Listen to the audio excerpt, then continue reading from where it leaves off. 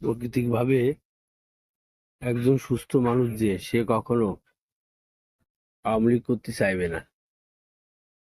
কারণ আমাদের মতো পাগল যারা আছে তারা আওয়ামী লীগ করে। এই রাজনীতিবিদরা এত বড় খারাপ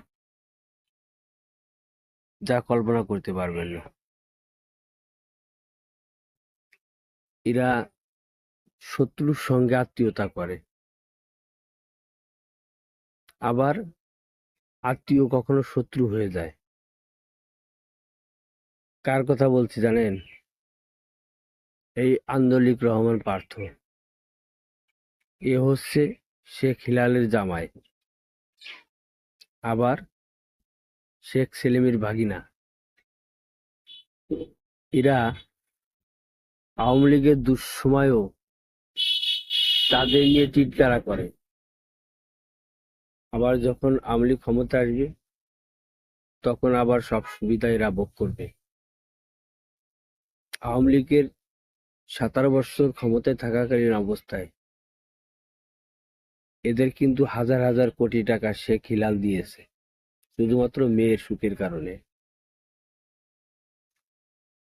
তারপরেও আওয়ামী লীগ ক্ষমতায় থাকতে এরা কিন্তু সমালোচনা করেছে, বরাবর ও সমালোচনা করে যাচ্ছে। এখন আওয়ামী লীগ ক্ষমতা নাই, তারপরেও যে পরিমাণে সমালোচনা করছে, এরপরেও কিন্তু এই আওয়ামী লীগের কখনো লজ্জা হবে না। এ ধরনের আত্মীয়কে প্রশ্রয় দেওয়াটা ঠিক হবে কিনা। তাহলে দেখুন আমাদের জামাতা কি বলে, একটু শুনুন। আওয়ামী লীগের ভুলের বইটা বাম দিকে রাখতে হবে, খালি ওইটা দেখতে হবে। জীবনে এটা করবেন না, অপমানিত আপনি হবেন না। আমি এখনো বিশ্বাস করি যে আওয়ামী লীগের নৈতিকভাবে রাজনীতি করার কোনো অধিকার নাই। যেই পর্যন্ত আওয়ামী লীগ অনুশোচনা না করে এবং আওয়ামী লীগ ক্ষমা না চায় এবং বিচার না করে। আমি চিন্তা করে দেখলাম, কয়েকদিন আগে আমি দেখলাম যে বিএনপি চায় আওয়ামী লীগকে নির্বাচনে আসার জন্য।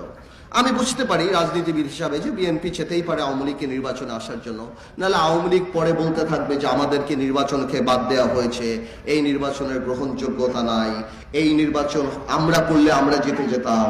কিন্তু আমি একটা কথা পরিষ্কার করে বলে দিতে চাই, বিএনপি বলুক, শব্দ বলুক, ইউনুস সাহেব বলুক, গ্রাউন্ড রিয়ালিটি কিন্তু ডিফারেন্ট। যেখানে আমার ভাইদের যেই ডিস্ট্রিক্টে যেই গ্রামে 15